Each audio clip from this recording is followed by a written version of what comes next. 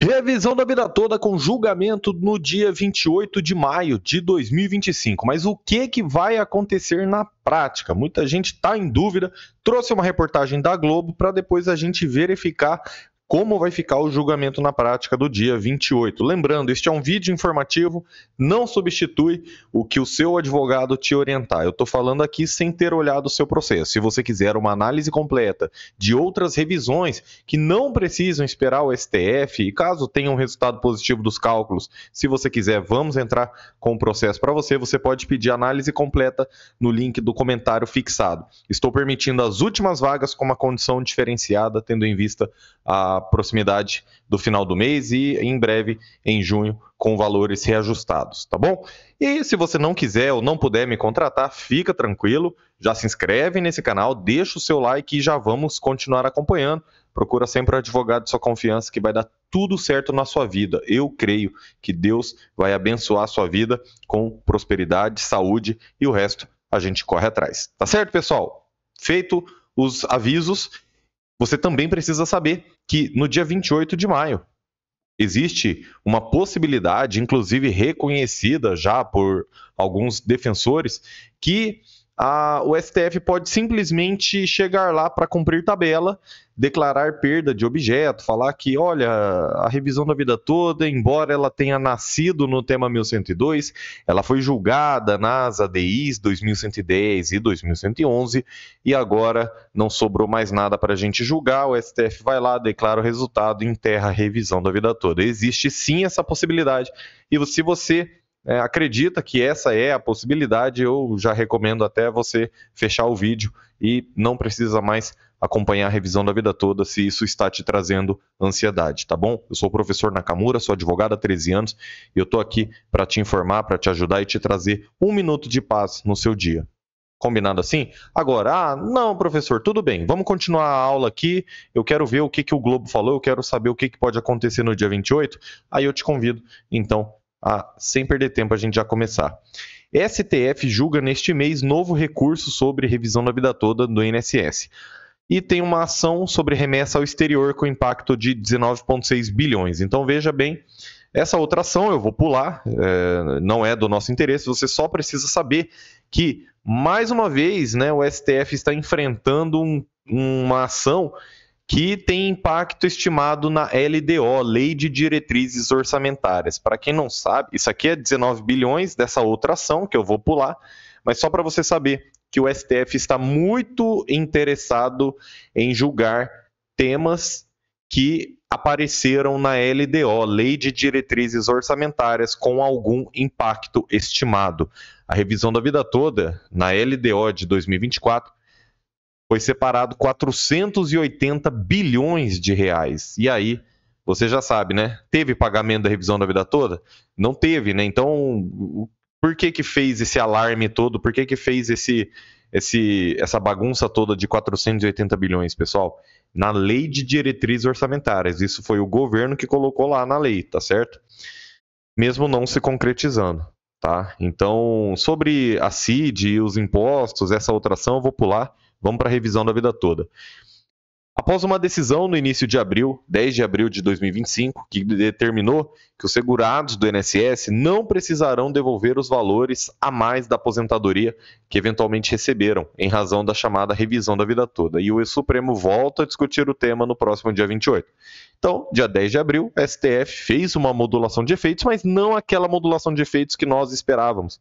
O STF reconheceu o direito de quem já tinha decisão favorável, mas ele não garantiu o direito para todo mundo que tivesse entrado com a ação ou para todo mundo que tivesse sido prejudicado, né? Então, dois aposentados na mesma situação jurídica tendo respostas diferentes do Poder Judiciário, o que, ao meu ver, é o significado mais puro de insegurança jurídica. Duas situações iguais com respostas diferentes. A tese da revisão da vida toda, que discutia que todas as contribuições previdenciárias feitas ao INSS pelos trabalhadores no período anterior a julho de 94 poderiam ser consideradas no cálculo das aposentadorias. Foi considerada válida pela Corte em 2022 e depois derrubada em 2024.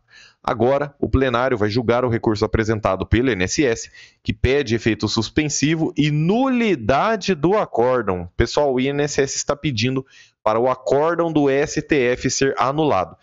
E se o STF anular o acórdão? Tudo vai cair por terra, inclusive as decisões contrárias aos aposentados. E se declarar a nulidade do acórdão, vai retornar para o STJ. E nós sabemos que o STJ julgou de forma unânime. Já o STF julgou por 6-5. 3 ministros que eram favoráveis se aposentaram e por isso que teve toda essa manobra para mudar o entendimento. Mas no STJ foi unânime, pessoal. E aí? E se anular e voltar agora para o STJ? Ai, professor, vai demorar. Concordo, vai demorar.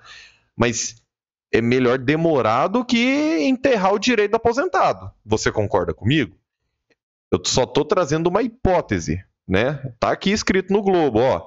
O plenário vai julgar o recurso apresentado pelo INSS, que pede efeito suspensivo e nulidade do acórdão. A autarquia também alega, né? A autarquia federal é o INSS, que também alega que na decisão que derrubou a revisão da vida toda, não estão claros alguns aspectos envolvendo a prescrição e pede a modulação dos efeitos da decisão. Então já estou aqui com os embargos que serão julgados, tá, do INSS. Eu vou trazer só os principais pontos. O primeiro foi o INSS pede a suspensão do processo e conseguiu essa suspensão lá atrás, então já vou pular isso aqui. Aí, né, esse aqui são os embargos de declaração. Então, o INSS perdeu a revisão da vida toda e entrou com esses embargos para tentar reverter a decisão. E aqui ele fala que está faltando uma decisão quanto ao pedido de nulidade do acórdão recorrido. Então, o INSS está falando que o acórdão do STJ teria violado cláusula de reserva de plenário. O que é isso? Vou explicar em português bem claro, né? Quando um tribunal superior vai declarar a inconstitucionalidade de alguma lei ou trecho de lei, ele não pode fazê-lo por uma das turmas, né? No STF a gente tem primeira turma, segunda turma e o plenário com os 11 ministros. No STJ é parecido, tá? Então a gente tem o seguinte, que no STJ teria que ter sido a corte especial, né, com todos os ministros e não só a primeira turma. E olha só, o que traz aqui? Entenderam que o STJ não contrariou, então entenderam que a decisão do STJ é válida processualmente falando. Marco Aurélio, Alexandre de Moraes, Edson Fachin, Carmen Lúcia e Rosa Weber. Tá, 5. Entenderam que o STJ contrariou o artigo 97, ou seja, entenderam que deve ser declarada a nulidade do acórdão do STJ e deve retornar os autos para o STJ. Nunes Marques, Barroso, Dias Toffoli, Gilmar Mendes, Luiz Fux. O INSS fala que não tratou da questão o Ricardo Lewandowski. Então, falou que não se formou uma decisão do colegiado e ele pede a anulação do julgamento e o retorno lá para o STJ, tá certo? E agora, né, pessoal, isso seria até bom para os aposentados, né? Porque em vez de enterrar a revisão da vida toda, a gente teria a anulação de toda essa manobra que fizeram, retornaria os autos para o STJ e, ao meu ver, o STJ condenaria o INSS novamente e a gente poderia partir, então, para o pagamento da revisão da vida toda. Essa é uma tese, é um cenário que eu estou trazendo, tá, pessoal? Antes que não crie esperança sobre isso, eu estou debatendo com vocês, vocês estão vendo, tá na tela, pessoal. É mentira, é mentira, é mentira. Tá na tela, pessoal. O Globo tá falando e o recurso aqui da AGU pedindo. Eu estou debatendo se esse pedido fosse concedido no dia 28, tá certo? Isso aqui é uma aula, pessoal, e a aula a gente tem que trazer várias hipóteses, tá bom? Eu falo isso porque 1% fica falando besteira aí, enquanto 99% dos aposentados apoiam o nosso trabalho, entende que é o Lula, é os ministros do STF, não é o professor Nakamura que está negando a revisão da vida toda. Até porque o tanto de processo que a gente tem aqui no escritório, já, pelo amor de Deus, né? Ai, ai, ai, como se eu fosse contra a revisão da vida toda. Eu que Ai, vai, esquece isso aí, vai. Omissão a respeito de decadência e prescrição. Então, o próprio INSS reconhece nesse acórdão que o STF não se manifestou sobre a decadência e prescrição. Nós tivemos uma decisão do Cristiano Zanin, antes dele mudar de opinião, em uma reclamação constitucional, que ele anulou a sentença de um juiz que havia reconhecido a decadência. Né? Porque o ministro Alexandre de Moraes tinha falado que caberia ao juízo de primeiro grau, de primeira instância, se manifestar sobre a decadência, e o Cristiano Zanin, uma reclamação constitucional, ele anulou a sentença do juiz que estava reconhecendo a decadência. E o Cristiano Zanin falou que tinha que esperar realmente o tema 1102. Recentemente, né, em maio agora, em abril, em maio, o Cristiano Zanin mudou de ideia e aí começou a votar por arquivar os processos da revisão da vida toda. Mas antes ele havia proferido essa decisão. Então, a gente tem realmente uma insegurança jurídica total, né, pessoal? Porque nem a decadência está certa ainda, né? Isso seria bom para quem já tivesse se aposentado há mais de 10 anos aí, já tivesse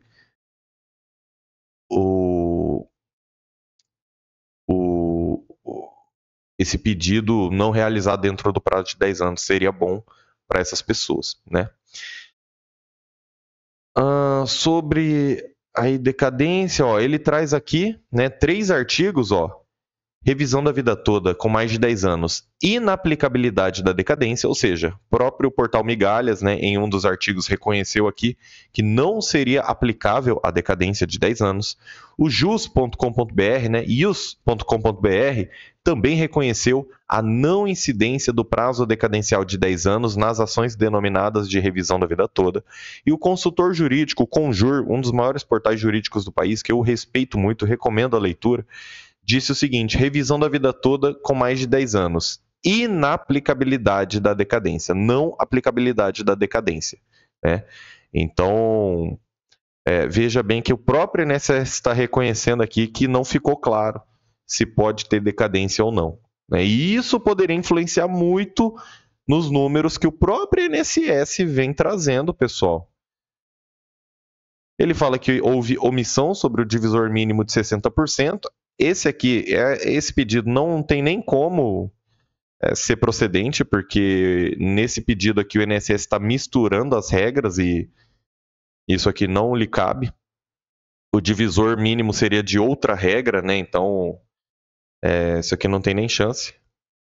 Necessidade de adstrição ao pedido. Aqui é uma ironia sem tamanho. O que é adstrição ao pedido? O que é esse termo jurídico, pessoal? É que o STF deve enfrentar somente o que foi pedido. Aí é bonito, né? Aí é bonito, porque aqui no tema 1102, aí o STF pede que o STF se restrinja somente ao que foi pedido. E nas ADIs, que nunca foi pedido para que a regra de julho de 94 fosse cogente, fosse aplicada para todo mundo. E cadê a adstrição ao pedido? Né? Cadê essa restrição ao que somente foi pedido? O STF fez um julgamento extra petita nas ADIs. Nem a Confederação Nacional dos Trabalhadores Metalúrgicos, nem os partidos que entraram, PT, PCdoB, PDT, nem a AGU, nem o INSS, ninguém, ninguém, nem quem estava lá, nem quem estava aqui, pediu para que a regra fosse cogente, para que a regra fosse de julho de 94 em diante para todo mundo. Ninguém fez esse pedido. Então o STF julgou fora do pedido. E aqui no tema 1102, aí o INSS levanta essa bola dizendo que o STF tem que julgar, né, fazer a adstrição ao pedido, mas e lá? E lá na ADI? Aqui o INSS fala que houve uma omissão sobre a modulação dos efeitos da decisão, então o INSS está pedindo para limitar o pagamento dos atrasados. E aqui o INSS cita direito adquirido, ato jurídico perfeito e coisa julgada, e a segurança jurídica é um valor protegido pela Constituição Federal. Parece que a mesma fundamentação, em alguns pontos, né? Essa mesma fundamentação poderia ser utilizada a favor dos aposentados, né? E o INSS está usando aqui a favor dele. Então, ele pede a modulação dos efeitos do julgamento para limitar os atrasados. Impacto administrativo, falando que pode colapsar o atendimento do INSS, impacto financeiro, enfim, toda aquela história que você já conhece. Então, ao final aqui, quais são os pedidos, né, os requerimentos do INSS? Suspender os processos, isso ele conseguiu. Anulação do acórdão do STJ, com determinação do retorno dos autos para aquele tribunal para novo julgamento. Então, o INSS está pedindo para anular o acórdão do STJ e para retornar os autos para o STJ. Quais seriam as consequências disso, pessoal? Tudo que aconteceu no STF não teria valido de nada, nem a favor nem contra os aposentados. E o que ficaria valendo seria a decisão do STJ. Deixar claro a questão de decadência e prescrição e limitar os efeitos dos atrasados. Chances reais disso acontecer, pessoal? A essa altura do campeonato, eu acho difícil, né? Como a Globo diz aqui, ó. Né? O que o plenário vai julgar? O recurso apresentado pelo INSS. E o que esse recurso pede? O efeito suspensivo e nulidade do acórdão. E também que não estão claros alguns aspectos de prescrição e decadência e pedindo a modulação dos efeitos. Caiu o microfone aqui. Se fosse realmente para julgar os embargos do INSS, isso é uma coisa. Isso é uma coisa. E é isso que a gente pediria. Só que com a manobra que foi feita nas ADIs, existe uma expectativa de que o STF simplesmente chegue lá no dia 28, fale que o objeto, houve a perda do objeto, que não há mais nada a ser julgado no tema 1102 e encerre o processo. Ao meu ver, tanto os últimos embargos das ADIs como esse julgamento deveria ser feito depois de setembro, quando o ministro Edson Fachin assume a presidência do STF. Mas o Barroso também sabia disso. E o julgamento que se arrastou desde 2020, aí em poucos meses ele